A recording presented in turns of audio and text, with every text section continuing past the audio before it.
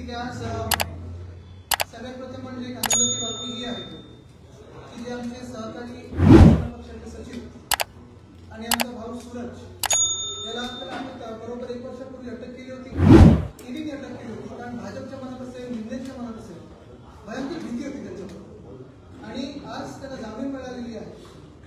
गंमत ही आहे की ज्या कारणासाठी त्यांना अटक केली होती त्यांच्या कंपनीचे मालक हे मेंढेंच्या गटात नेते, जे मेंढे जे स्वतः नगरविकास खाता होता त्यांच्याकडे सगळ्या सह्या त्यांनी केल्या. जर भ्रष्टाचार झाला असेल तर ते जबाबदार असतील. ते स्वतः वॉशिंग मशीन मध्ये जाऊन पळून सगळं मंत्रिपदा मजा मस्ती सगळी चालू आहे. पण सूरजवर अन्याय चालू आहे. आज कोर्टाने न्याय दिलेला आहे आणि जामीन झालेली आहे. तर लवकरच बाहेर आला आहे आणि पुन्हा एकदा कामाला लागला आहे. दुसरी गोष्ट आज महत्वाची म्हणजे आपण पाहिलं असेल आज मुंबई महानगरपालिकेचा अर्थसंकल्प सादर झाला. तसं पाहायला गेलं तर केंद्राच्या देखील अर्थसंकल्पात महाराष्ट्रासाठी काहीच नव्हतं. गेली 11 वर्ष आम्ही पाहतो 2014 पासून त्यावेळी देखील सरकारमध्ये भाजपसोबत असताना आम्ही हे अनेकदा म्हटलं होतं आणि आता देखील म्हणत असतो की महाराष्ट्र एकंदर केंद्राला कर असेल, जीएसटी असेल, इतर सगळं काही महाराष्ट्र देत असतं आणि 3 वेळा भाजपचे 100 आमदार निवडून दिल्यानंतर देखील केंद्राच्या भाजप सरकारकडून महाराष्ट्राला काय मिळालं तर शून्य, काही नाही. गाजर वाटप झाला पण अजूनही ठोस तसं काही. तसं इतर राज्यांना मिळतं आणि दुसऱ्या राज्यांना मिळण्याबद्दल माझ्या मनात किंवा पोटात काही दुखणं पण नाही. पण मग महाराष्ट्राला का नक्की काही मिळत नाही? आपल्या वाट्याचं कधी आपल्या हातात काही येत नाही, हा एक मोठा प्रश्न झाला. आणि ते होत असताना त्यावेळी देखील मी सांगितलं होतं, त्याच्या आधी देखील सांगितलं होतं की महाराष्ट्रात असेल किंवा मुंबईवर असेल भाजपा हे अदानीकडे लावणार आहे. आज आपण पाहिलं मुंबई महानगरपालिकेने अर्थसंकल्प सादर केला आणि मुंबईची हालत अक्षरशः ते एक आज मी कुठेतरी कविता वाचत होतो इंटरनेटवर अशी झाली की 1000 कम है खुलासा कौन करे, 1000 कम है खुलासा कौन करे, अब तो मुस्कुरा लेता हूं तमाशा कौन करे. म्हणजे मुंबईचे सहन करत राहतात. आपण पाहतो सगळीकडे रस्ते खोदलेले आहेत, अनेक ठिकाणी बीएसटीच्या बसेस आहेत त्या बंद झालेल्या आहेत, पाणी दूषित येत आहे, रस्ते कुठेही वळवले जातात, काही चाललेलं आहे, कुठेही खोदकाम चालू आहे, धूळ आहे, नाकातोंडात श्वासामध्ये आपल्या पाहतो आपण धुळीचं साम्राज्य आहे. पण तसं पाहायला गेलं तर कुठच्याही सरकारकडून आणि भाजपकडून खास ठोस कुठेही उत्तर येत नाही, काही उपाय येत नाही पुढे. आणि भाजपकडून मुंबईचं एक वेगळ्या प्रकारचं पिळवणूक ही सुरू आहे. आजचा जर अर्थसंकल्प पाहिला तर 6-7 गोष्टी त्याच्यात महत्वाच्या ज्या आहेत त्या मी आपल्यासमोर मांडू इच्छितो. पहिली गोष्ट जी धक्कादायक आहे आणि जी मी अदानी कर जे नाव दिलं होतं ते आपल्याला पाहायला मिळतं. आजच्या अर्थसंकल्पामध्ये छोट्या दुकानांवर खास करून स्लम मधली जी दुकानं आहेत त्याच्यावर त्यांनी प्रस्तावित केलं आहे की प्रॉपर्टी टॅक्स सारखा वेगळं लावला जाईल, कर लावला जाईल. हे कोणासाठी चाललंय, हे कशासाठी चाललंय? ज्या मुंबईमध्ये आमचं सरकार असताना, महाविकास आघाडीचं सरकार असताना, शिवसेना उद्धव बाळासाहेब ठाकरे हा पक्ष बीएमसीतून सेवा मुंबईकरांची करत असताना उद्धव साहेबांमुळे ज्या मुंबईमध्ये आम्ही 500 स्क्वेअर फुटाच्या घरांवरचा कर रद्द करून दिला प्रॉपर्टी टॅक्स, तेच आज भाजपचं सरकार, फडणवीस साहेबांचं सरकार आणि एकनाथ शिंदे जे नगरविकास मंत्री आहेत त्याच दोघांनी आज आपण पाहतो मुंबईमध्ये अदानीसाठी म्हणजे अदानीला लवकर आपण घरं खाली करून देऊ, दुकानं खाली करून देऊ, धारावी दुकानं लवकर खाली होतील म्हणून तिकडच्या सगळ्या आपले जे झोपडपट्टीमध्ये असतील, अपार्टमेंटमध्ये असतील त्यांच्यावर हा प्रॉपर्टी टॅक्स एक वेगळा कर दुकानदारावर लावला जात आहे. आत्ताच्या काळाला हा दुकानावर लावला जात आहे. काही दिवसांमध्ये हे जर आपण मान्य केलं दुकानांवरचा कर तर हाच कर प्रत्येक झोपडपट्टीवर लावला जाईल, प्रत्येक घरावर लावला जाईल. तसं पाहायला गेलं तर ही घरं नियमित अनियमित अनेक्षमध्ये येतील, पात्र अपात्र हा वेगळा गोष्ट, ही वेगळी गोष्ट. पण तिथे इतर सोयीसुविधा देतो, आपण पाणी देतो, आपण अनेक गोष्टी तिथे सोयीसुविधांच्या माध्यमातून देतो. म्हणून तर हे कर लावायला चालले, तिथे एसआय करून त्यांचं जरा घर मिळायला पाहिजे, तिथे कर लावताय. हा अदानी कर नाही तर अजून काय आहे हा एक विचार करणं गरजेचं आहे. दुसरी गोष्ट याच करांमधून म्हणजे सॉलिड वेस्ट मॅनेजमेंट कचरा उचलण्याची पण आता युजर फी प्रस्तावित केलेली आहे. आतापर्यंत गेली 25 वर्ष मुंबई महानगरपालिकेच्या माध्यमातून आम्ही मुंबईला सेवा देत असताना साधारणपणे 2017 पर्यंत 10,000 मेट्रिक टनचा खर्च आम्ही दररोज उचलायचो. हा पूर्ण आपण पाहतोय मग डम्पिंग ग्राउंड असेल, वेगळ्या माध्यमातून आपण हा कचरा त्याचं विलगीकरण करायचो आणि पुढे जिथे न्यायचं तिथे न्यायचं. गोराईला आपण पूर्ण तो लेगसी वेस्ट आहे ती पूर्ण आपण ट्रीट करून त्याच्यावर एक मैदान बनवलं, एक उद्यान बनवलं पण आता आपण पाहतोय मागच्याच आठवड्यात योगायोग बघा, धारावीत लोक हलत नाही, धारावीतून लोक हलायला तयार नाहीत, त्यांना पूर्ण माहिती पाहिजे, त्यांना पात्रता पाहिजे आणि मुख्य म्हणजे अदानी कसे लुटतायत मुंबईला त्याला नाकारतायत लोक आणि म्हणून विरोध म्हणून तिथेच राहतात, आता त्यांच्यावर कर लावला जाणार. दुसरी गोष्ट म्हणजे मागच्या आठवड्यात राज्य सरकारने सांगितलं की जे देवना डम्पिंग ग्राउंड अनियमितपणे अदानीने ढापलेलं आहे तेच देवना डम्पिंग ग्राउंड मुंबई महानगरपालिकेने घ्यायचं, 2,500 ते 3,000 कोटी मुंबईकरांचा खर्च करायचा आणि पुन्हा एकदा अदानीला स्वच्छ करून द्यायचं. आणि आता ह्या आठवड्यात आपण पहा अर्थसंकल्पामध्ये इथे आता सॉलिड वेस्ट मॅनेजमेंट म्हणजे जो आपण कचरा बीएमसीला देणार त्याच्यावर काही कर लावणार, म्हणजे आपला इथून पण पैसा जातोय करमधून, तिथून पण करामधून पैसा जातोय आणि अदानीची जमीन धापट चालत मुंबईतली ती दशा खेळतच चालली. हे जर थांबलं नाही तर आम्ही सगळे आता रस्त्यावर उतरू, कारण मुंबईकरांना रस्त्यावर उतरल्याशिवाय तर पर्याय नाही. एका बाजूला मी सांगितलं ना की 2,500 ते 3,000 कोटीचं हे सगळा बोजा मुंबईकरांना पडणार का, तर अदानीला देवना डम्पिंग ग्राउंड स्वच्छ करून पाहिजे. दुसऱ्या बाजूला अदानीकडूनच धारावीमधून 7,500 कोटीचा जो प्रीमियम बीएमसीला येणं आहे त्याचा कुठेही उल्लेख आज या अर्थसंकल्पात पाहिला नाही. हे धक्कादायक आहे, धोकादायक आहे. मला तुम्ही सांगा, जर तुम्ही तसं मुंबईकर म्हणून कोणी एक कर भरला नाही, विजेचं बिल भरलं नाही, पाण्याचं बिल भरलं नाही, येऊन कनेक्शन तोडतात ना तुमचं. मग तुमचं जर बिल तुम्ही भरत नसेल आणि तुमचं कनेक्शन तुटत असेल तर मग अदानीने जर जमीन ढापली, कर आपले ढापायला लागले आणि त्याच्यावर आपलेच कर खर्च करून स्वतःकडे जमीन घ्यायला लागले प्रीमियम न भरता, तर मग इथे अदानीला कोण रोखणार? मुंबईमध्ये भाजप रोखणार आहे का? स्वतःच्या मालकाला रोखणार आहे का? हा एक मोठा प्रश्न उपस्थित होतोच. तिसरी गोष्ट आणि महत्वाची गोष्ट म्हणजे आपल्याला आठवत असेल 15 जानेवारी 2023 या दिवशी मी पत्रकार परिषद घेतली 2023 15 जानेवारी आणि सांगितलं होतं की मुंबईत 2 मोठे रस्त्याचे घोटाळे होणार आहेत. 23 साली आणि 24 साली 6,000 कोटी आणि 6,000 कोटी. तेव्हा मुख्यमंत्री घटनाबाहेर जे होते मिंदे त्यांनी सांगितलं होतं की आम्ही 2 वर्षात एकदम रस्ते चकाचक करू, खड्डेमुक्त करू. हाऊसमध्ये पण स्टेटमेंट दिलं होतं.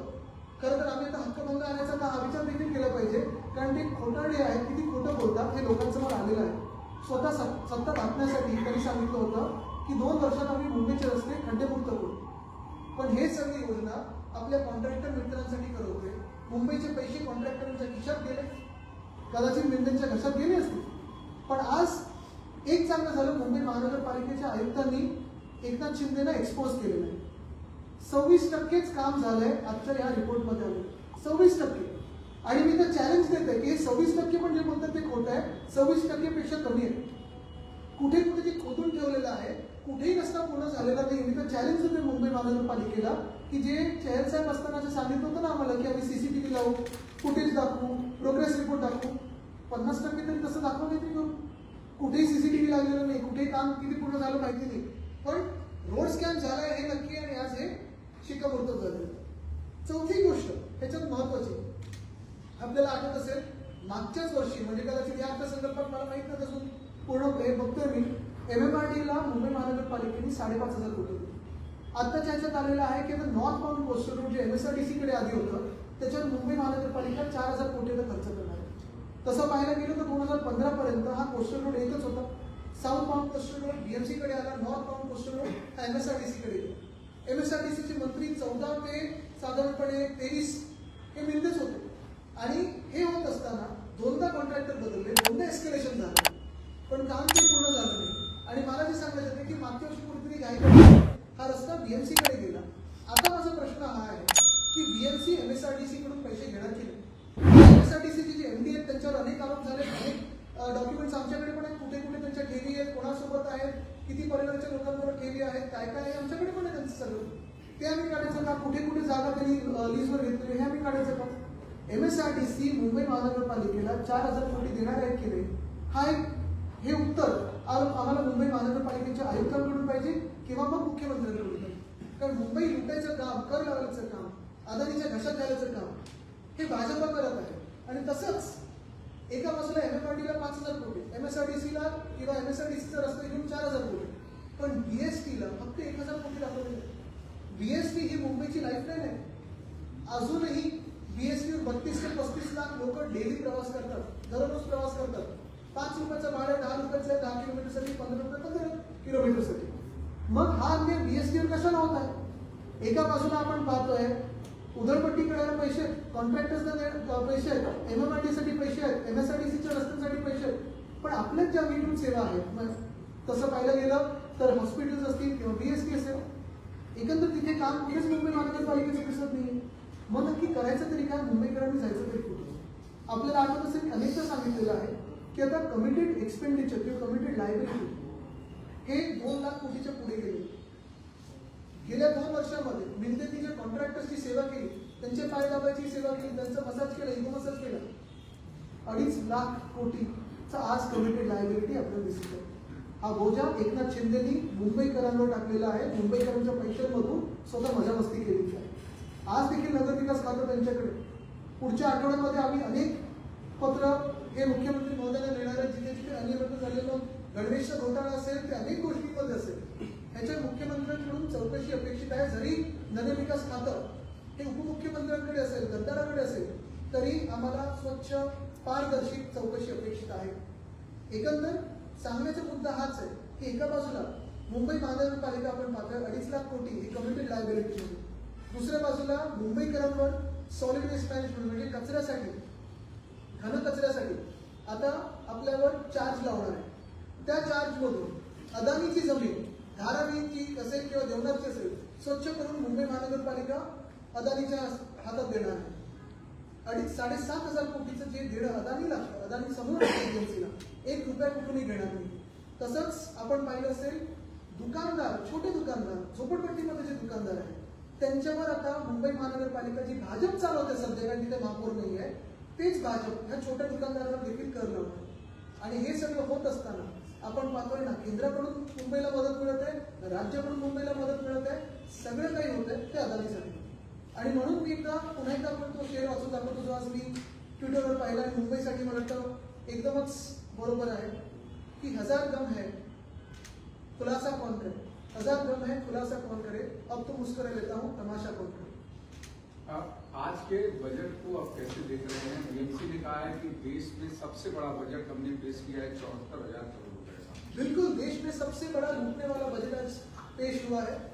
इसमें अगर आप देखिए तो अदानी कर, अदानी टैक्स जो मैं पहले से कहता आया था कि जो अदानी टैक्स हम पे लगने वाला है, मुंबई पे लगने वाला है, आज लगभग लग ही गया.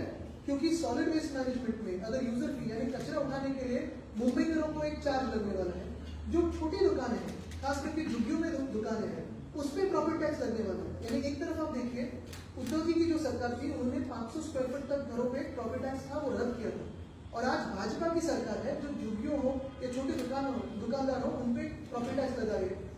हर एक आम मुंबईकर पे सॉलिड वेस्ट मैनेजमेंट यानी जो कचरा है उसको कचरा फेंकने के लिए टैक्स लगा रहे हैं. और यही टैक्स के पैसे से देवनाथ की जो जमीन है जिसपे 3,000 खर्चा होने वाला है अदानी के हाथों देने के लिए, वो इस्तेमाल करने वाला है. तो ये अदानी टैक्स है तो क्या है? और यही जो 7,500 करोड़ BMC को आने हैं वो तो लिए नहीं. गवर्नमेंट के ड्यूज लगभग 10,000 करोड़ के हैं, उसमें से 6,000 करोड़ स्टेट गवर्नमेंट BMC को पैसा देने को अभी भी बाकी है बात. और उसमें से 6,000 करोड़ सिर्फ स्कूल एजुकेशन की. यानी जो भाजपा की सरकार है 6,000 करोड़ शिक्षा व्यवस्था को देने का. एक तरफ आप देखिए दिल्ली में आम आदमी पार्टी की शिक्षा व्यवस्था पे उन्होंने फोकस किया, स्कूलों को ठीक किया, बेसिक प्राइमरी एजुकेशन को ठीक किया, सेकेंडरी एजुकेशन को ठीक किया. हमारे समय में हमने CBSE हो, ICSE हो, IB हो, काफी सारे काम किए. जैसे अभी साइनाथ हमारे साथ यहाँ बैठे, उन्होंने तो एजुकेशन कमेटी में काम किया. लेकिन शायद यही भाजपा की सरकार है जिन्होंने स्कूल एजुकेशन की जो ड्यूज है अभी भी 6,000 करोड़ के BMC को दिए. आदित्य जी, BST संदर्भात प्रश्न आहे. BSTने 9,439 कोटींचा अर्थसंकल्प सादर केला होता, मात्र त्याच्यात 2,132 कोटींची तूट होती आणि आता अर्थसंकल्पात केवळ 1,000 कोटी. त्याच्यात पण आपण बघा फायनान्स कमिशन मधून आम्ही जे पैसे द्यायला सांगितले होते इलेक्ट्रिक बससाठी ते दिलेले आहेत. काही ठराविक आहे ते त्यांच्या पेन्शनसाठी, पण त्याच्यात ग्रॅच्युटी आहे, पेन्शन आहे, पगार आहे, बसेस वाढवण्यासाठी आहे, बसेस ज्या आता फ्लीटमध्ये आहेत, मला वाटतं 186 डिझेलच्या बसेस आहेत, अनेक CNGच्या बसेस आहेत आणि 400 इलेक्ट्रिक बसेस आहेत. त्या मेंटेन करायला कोण पैसे देणार आहे? डेपोज जे आहेत त्याचं स्वच्छता असेल, त्याचं मेंटेनन्स असेल, त्याचे कोण पैसे देणार आहे? आणि त्याच्याही पुढे जाऊन तुम्ही पुढचं पाऊल लिहून घ्या. यांच्या मनात हे असेल की जिथे जिथे डेपोज आहेत ते आता प्रायव्हेटायझेशन करून अदानीच्या ध्वजात घालायचे. निश्चितच. पण याच्यामध्ये पुढे जो यापूर्वी जो मुद्दा होता की बीएसटीचं विलिनीकरण हे महापालिकेच्या अर्थसंकल्पात व्हावं, तर त्याचा मुद्दा तुम्ही धरून पण तुम्ही टाकला. सांगू का, विलिनीकरण एक मुद्दा होऊ शकतो. तसं एसटीचे पण कर्मचाऱ्यांची मागणी होतीच नाही, तेव्हा भाजपच रस्त्यावरती. आता मध्ये कोणाला तरी आरोप झाले की ते पैसे खाल्ले तरी, ते सगळं जरी होत असलं तरी बेसिक मुद्दा हा राहतो ना की तुम्ही जे पैसे देणं लागतात तुम्ही MMRDला देऊ शकता. MSRDचं रस्ते घेताना 4,000 कोटी दाखवता, मग बीएसटी आम्ही तर मदत केली होती आमच्या सरकारच्या वेळी, तुम्ही का नाही करू शकत बीएसटीला? तुम्ही एका बाजूला MMRDला 5,000 कोटी मुंबई महानगरपालिकेची देत ना, त्याच MMRDच्या BKC मधली जागा फुकट तुम्ही देताय बुलेट ट्रेनसाठी. काय संबंध मुंबई येते बुलेट ट्रेनचा? कोणाचा फायदा होणार आहे? गुजरातचा होणार आहे, मुंबईचा कुठे होणार? बेस्टच्या ज्या बसेस आहेत त्या वेटलिस्टवर जातात, त्यामुळे बेस्ट खूप धोक्यात जाते. ही गोष्ट बघून एसटीनं आता असा नवीन निर्णय घेतलेला आहे की येत्या काळात ते वेटलिस्टवरच्या बसेस घेणार नाही, ते स्वमालकीच्या बसेस घेतील. तुम्हाला सांगू ह्याच्यात नाही ना, तुम्हाला सांगायचं चर्चा थोडी मोठी आणि व्यापक झाली पाहिजे. कारण कधी कधी काय व्ह्यू असतो, वेटलिस्ट म्हणजे ओपेक्स आणि कॅपेक्स तुम्ही कसा वापरता ह्याच्यावर पण एक व्ह्यू असू शकतो. फेम 1 मध्ये इलेक्ट्रिक बसेससाठी केंद्र सरकारचं होतं की कॅपेक्स असतो म्हणजे तुम्ही विकतच घ्यायचं. ओपेक्स मॉडेलमध्ये काय होतं की तुम्ही पर किलोमीटर जो कोणी तुमच्यासाठी चालवतोय त्याला तुम्ही पैसे देऊ शकता. आता तुम्ही कुठच्या मनस्थितीतून काम करता हे काही काही वेळा तुम्ही एखाद्या बसेस त्या विकत घेतल्यानंतर काही ठराविक वर्षांमध्ये लायबिलिटी येतात, तुमचा मेंटेनन्स तुमच्यावर येतो. ज्या ओपेक्स मॉडेलवर चालतात त्या लायबिलिटी तुमच्यावर येत नाही, रिपेअर वगैरे ते सगळं कॉन्ट्रॅक्टर असतं. प्रॉब्लेम कुठे झालाय की आता जे सगळे ओपेक्सवर घेतलेत काही काही लोकांचे ट्रेनिंगचे तास पूर्ण न होता यांनी लावलेले. दुसरी गोष्ट काय झाली आहे की 2,500 बसेस, आपला प्लॅन काय होता की 2027 पर्यंत 10,000 इलेक्ट्रिक बसेस आपण आणणार होतो मुंबईत. ती गरज आहे. हे काय करतात आता त्यांनी कमी केलं, 1800 की 1900 बसेस चालतात. तेव्हा गर्दी वाढते, तेव्हा ड्रायव्हरवर काम जास्ती पडतं, तुम्हाला तेव्हा फेऱ्या जास्ती वाढवाव्या लागतात कारण बसेसच तुमचे कमी. तर फायनान्शियली तुम्हाला काय वायबल आहे हे त्या त्या संघटनेनी किंवा त्या त्या एजन्सीनी विचार करून काम करणं गरजेचं पण आहे. हे मॉडेल फेल आहे असं मला तुम्हाला वाटत नाही, मला वाटत नाही. त्याच्यात तुम्ही दुरुस्ती केली तर ठीक होऊ शकतं. पण जसं मी सांगितलं ना की एक पलीकडचा व्ह्यू पण बरोबर असू शकतो, त्याच्यात मोठी चर्चा व्हायला पाहिजे. रस्त्यांच्या संदर्भात तुम्ही आता बोललात की स्वतः आयुक्तांनीच उघड केलेला आता तुम्हाला वाटतं गेले 2.5 वर्ष भाजपने तर राज्य सरकार वेटलिस्ट केलं होतं एकनाथ शिंदेनं. एक मुंबई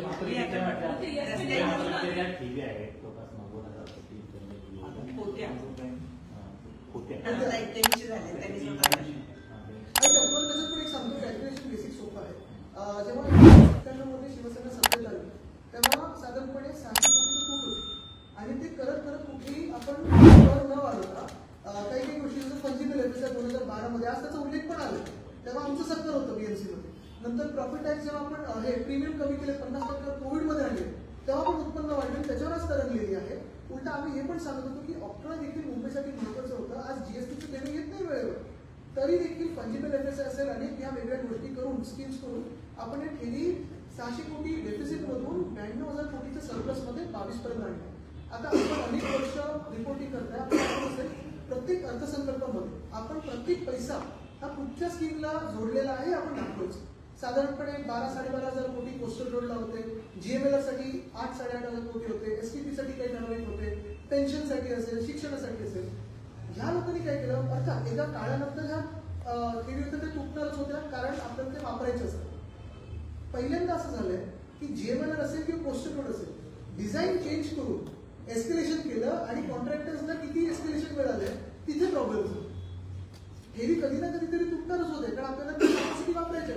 पण हे जे अधिकचे पैसे कॉन्ट्रॅक्टर्सना दिलेले आहेत ना ते कोणाच्या खऱ्या खिशात गेले हा पण विचार करण्यात येतो.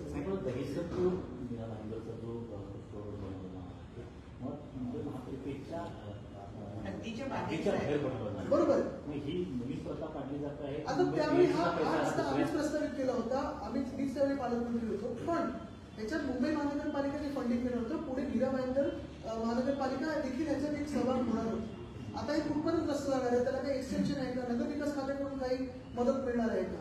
आणि जसं मी सांगितलं ना की हा एक नवीन पॅन्डा पडत चाललेला आहे की MMRDला 5,500 कोटी कशाला द्यायचे आपण. ना मुंबईचं तिथे कोणी नागरिक बसतो त्या बॉडीवर, ना कोणी निवडून जातो. बरं, आज मॉनिटायझेशनचं जे मुंबई महानगरपालिकेने काढलेल्या ऍस्फॉल्टच्या प्लॅनचं वर्ल्डमधल्या तिथे अधिकारी कोण बनतात हे की मुंबईकरांचे जागा तुम्ही हे करायला मार्केटमध्ये आणायला. जोपर्यंत तिथे महापौर नाही, स्थानिक नगरसेवक नाही, तोपर्यंत तुम्ही कोण बनता, तुम्हाला कोणी अधिकार दिले. तुमच्या लोकशाहीमध्ये अधिकाऱ्यांना अधिकार आहे की आम्ही कुठची जागा मार्केटमध्ये बिडिंगसाठी आणू शकतो. आदित्य, जिस तरीके से पण वोट को लेकर तुम्ही आता जसं एक मिनिट मराठी बोलूया. आता जसं तुम्ही म्हणालात की बाकीच्या मुद्द्यांवर आम्ही रस्त्यावर उतरणार आहोत, मग निवडणुकांसाठी अजून का तुम्ही कारण आम्ही रस्त्यावर कोर्टात उतरतो. मग सतत बघा आता काय झालंय, 22 तारखेची तारीख आता 28 गेली, 28 आता 25 गेली. आम्ही हेच सांगतो सतत की घ्या आता दिल्लीपर्यंत तर मोर्चा आमचा निघू नाही शकत, पण एक आहे की मुंबईकरांचे जे आज हाल होत आहेत, मग रस्त्याचं असेल, पाण्याचं असेल, प्रदूषणाचं असेल, शालेय शिक्षणाचं असेल. आपण पाहताय आज मला वाटतं ही पण घोषणा केली की आपले दवाखाने अजून करू आणि अमुक करू तमुक करू, म्हणजे आता आपले दवाखाने आहेत किंवा मुंबई महानगरपालिकेचे मेडिकल हॉस्पिटल आहेत. आपल्याला आठवत असेल 2023च्या जुलैमध्ये मी पत्रकार परिषद घेतली होती की सायन हॉस्पिटल आहेत, अनेक हॉस्पिटल आहेत, डीनला तिथे धारेवर धरलं जात आहे, पण अनफॉर्च्युनेटली राज्य सरकारकडून जो सपोर्ट मिळायला पाहिजे, मग एक्सरे फिल्मचा असो, आयव्ही फ्लुइडचा असो, औषधं खरेदी करण्याचं असो, हे सांगतात CSRच्या माध्यमातून घ्या. हे इतिहासात पहिल्यांदा होत आहे. Yesterday Rahul Gandhi spoke about voter fraud in Maharashtra just before the Vidhan Sabha elections. He mentioned that 7,000 voters were from the same address in Shirdi. However, our report, our Times Now report has been there and we visited that entire location, and what it mentions is that there is no such place that 7,000 people have got the same address. See, I mean, I wouldn't fully go by Times Now because of its still, with all due respect, with what I have faced also, with what our party has faced also. Having said that, I am guessing you do, like not you individually, but just as a channel. Having said that, with all due respect to Times Now, I think I would also request Times Now to go into the 76 lakh extra voters who voted after voting time has stopped, and to seek the footage, video footage from the election commission. I'm not saying that your report is wrong. I'm not saying it's fully fair or unfair. I'm just saying I would also love Times Now to investigate further to 76 lakh extra voters. And tomorrow in Delhi, what I've requested everyone to keep a watch on the last hour voting. एक तो 76 lakh vote का मामला जो आप 6 बजे की बात का, और एक कल राहुल गांधी ने उठाया कि 70 लाख नए वोटर्स जो है वो 47 लाख 70 लाख उन्होंने 70 लाख कहा कि वोटर जो है वो ऐड किया गया. क्या ये जानकारी आप लोगों के पास भी है कि 70 लाख वोटर जो लोकसभा में और विधानसभा के बीच में जोड़े गए हैं? देखिए जानकारी जो है, कल ही कोर्ट में भी एक स्ट्रिक्चर काफी पास की है. कल भी बताया इसी को कि आप फुटेज दिखाइए, तो फुटेज दिखाइए. अगर फुटेज सही है, टोकन उतने दिए हैं तो मान देते हैं. आगे वो 76 लाख वोट्स का जो 6 बजे के बाद वो 76 लाख वोट्स के, और ये जो वोटर बढ़े हैं वो कहाँ से आए, यानी जो इतने सालों में नहीं बढ़े वो बढ़ गई. आदित्य, आप दिल्ली मॉडल की बात अभी आप कर रहे थे स्कूल्स को लेकर. वहां पर चुनाव के दौरान दिल्ली के करप्शन को बीजेपी ने ज्यादा मुद्दा बनाया और उन्होंने कहा कि कितने सारे मंत्रियों को जेल में करप्शन के कारण जाना पड़ा, लीकर स्कैम्स और तमाम सारी चीजों को. तो उस मॉडल को या दिल्ली की जनता को क्या बताना चाहता हूँ कि कोई भी वो जो एलिगेशन थे बीजेपी के प्रूव नहीं हो पाए. अभी भी कोर्ट ने जैसे उनको रिहा कर दिया है, बेल पे हो या आप देखें, तो ये तो बातें हैं. लेकिन एक मेजरमेंट तो लग सकती है कि जो एलिगेशन प्रूव नहीं होते हैं और जो झूठे होते हैं वो अपनी पार्टी में रहते हैं, जो प्रूव होने के नजदीक आते हैं वो भाजपा में जाते हैं. साफ सच हो गया. 26% शिवसेना किसके साथ है, आम आदमी पार्टी या कांग्रेस, किसको चाहते हैं? देखिए, हमने कहा है कि दिल्ली अरविंद केजरीवाल जी की जो सरकार थी पिछले 10 सालों में, उसके पहले भी उनका कारोबार, काम करने के तरीका और जो दिल्ली की आवाज है उनके साथ है. वो दिल्ली की धड़कन जानते हैं और उनका जो काम है, फिर शिक्षा व्यवस्था में हो या स्वास्थ्य व्यवस्था हो, काफी अच्छा है. उनको हमें लगता है कि और 5 साल मिलने चाहिए काम करने के लिए. मुंबई के भीतर 26% कंस्ट्रक्शन को लेकर के जो आपने बात कही, क्या अभी जो हाल के दिनों में अचानक कंस्ट्रक्शन में तेजी आई है, तो ये 31 मार्च तक जो बजट विड्रॉल करना है उसको लेकर के आई है या फिर सही में काम करने को? नहीं, ये तो आर्ट वर्क चल रहा है, एब्स्ट्रैक्ट आर्ट चल रहा है, लेकिन डिस्प्ले पे है पूरा रस्ते का काम. आज देखील धनंजय मुंडे यांच्यावर मधल्या जमान्याने 131 कोटी भ्रष्टाचार चालू केले. त्यांनी ते सगळे आलेले आहेत. राजीनामा काय घेतला जात नाही. बघा, तुम्हाला सांगू त्या विषयामध्ये आता नमिताताई बोललेले आहेत, भाजपकडूनच आहेत, धस साहेब बोलले भाजपकडून आहेत. आमचे देखील तिथे अनेक लोक, मामलतदार साहेब जे असतील, अनेक लोक जाऊन बोलत आहेत. बरं, ज्यांची हत्या झाली ते देखील भाजपचेच कार्यकर्ते होते. आणि ह्या राज्यामध्ये भाजपचे मुख्यमंत्री असताना भाजपचे जागा जास्ती असताना भाजपच्या कार्यकर्त्याला जर न्याय मिळत नसेल तर मग इतर नागरिकांनी काय समजावं? भाजपच्या कार्यकर्त्याला न्याय न मिळून एखाद्या मित्राला वाचवण्याचा प्रयत्न होत असेल तर मग काय समजावं? कल राज्य सरकार ने ऍडव्हान्स देण्याच्या संदर्भात तुम्ही मुंबई महानगरपालिकेच्या रस्त्यांच्या वेळेला एकदा एक मुद्दा काढला होता की ऍडव्हान्स मध्ये पैसे दिले गेले आहेत. तसाच प्रकार जो आहे तो यात झालेला दिसून येतो. 100% ऍडव्हान्स दिला गेला आहे असा आरोप अंजली दमानी यांनी केला. एखाद्या कंपनीला कंत्राट देण्याच्या आधीच त्या कंपनीला 100% ऍडव्हान्स दिला गेला असा आरोप त्यांनी असेल. तसं असेल तर मोठी गोष्ट. राज्य सरकार ने मराठी स्पीकिंग को सभी सरकारी दफ्तरों में लाने का फैसला किया है. हिंदी में बात मत करिए. प्रश्न मराठीत आला पाहिजे. त्यांचं मराठी चांगलं आहे. जेव्हा गरज असते तेव्हाच मराठीत बोलतात. राज्य सरकार ने अभी ठीक आहे, हे तर हो सकता है ना. राज्य सरकार ने हे जे घेतलेलं आहे त्याच्यामध्ये तुम्हाला काय वाटतंय की आनंदाची गोष्ट आहे, आनंदाची गोष्ट आहे. पण अजून एक गोष्ट तुम्हाला सांगतो, मुंबई महानगरपालिकेच्या माध्यमातून मराठी नाट्य आणि कलादालन आम्ही गिरगाव चौपाटीवर बनवत होतो. मला असं सांगण्यात येत आहे की ह्या भाजपच्या सरकारने मराठी नाट्य आणि कलादालन जिथे आता ते ठक्कर वगैरे जिथे आहे ना ते रद्द केले. हे कशासाठी केलं? मराठी भाषा भवन आतापर्यंत पूर्ण झालं असतं का? त्याच्याकरता काही वेगवेगळे ऑफिसेस घुसलेले आहेत. ते कशासाठी केले? माझी विनंती हीच आहे मुख्यमंत्री महोदयांना की जिथे आम्ही प्रस्तावित केलं होतं मराठी नाट्य आणि कलादालन तिथे ठीक आहे ना, म्हणजे आमच्या काळी प्रस्तावित झालं असेल तर तुम्ही क्रेडिट घ्या, नो प्रॉब्लेम. पण ते काम तर पूर्ण करा. सगळे नाट्य कलाकारांना एकत्र बोलवा आणि जे कलादालन होतं, जे म्युझिक होतं ते पूर्ण करा. तसंच मराठी भाषा भवन देखील लवकर पूर्ण करा. क्रेडिट वॉर सुरू आहे. बिलकुल नाही. मी तर हेच सांगतोय की क्रेडिट घ्या पूर्ण, पण काम आप बीएमसी के काम करने पर सवाल उठा रहे हैं. बीएमसी कमिश्नर ने कहा कि 82,000 करोड़ रुपए फिक्स डिपॉजिट में है जो बीएमसी की अच्छी आर्थिक स्थिति को बताता है. सुशील सावंत जो नहीं, मैंने तो कहा है कि मैं उनको शुभकामना देता हूँ और आभार भी मानता हूँ क्योंकि उन्होंने आज तो एक चीज को एक्सपोज किया. जो झूठ वो कह रहे थे कि अगले 2 साल में 23 से लेकर 25 तक मुंबई ऑर्फन फ्री हो जाएगी. आज उन्होंने बताया रिपोर्ट में कि सिर्फ 26% काम हुआ है. और मैं ये भी चैलेंज करता हूँ कि 26% नहीं हुआ है. त्यांचं असं म्हणणं आहे की पावसाळा 2026च्या आधी 100% काम पूर्ण तुम्ही होईल. हाऊसमध्ये बघा, ते 2 वर्ष बोललेले. आता आयुक्त असं म्हणतात की 2026 आयुक्त कदाचित खरं बोलत असतील, पण एका क्षेत्री खोटं बोलतात. ते सत्य लोकांसमोर आलं. ठीक आहे, बरं, नो ऑफेन्स.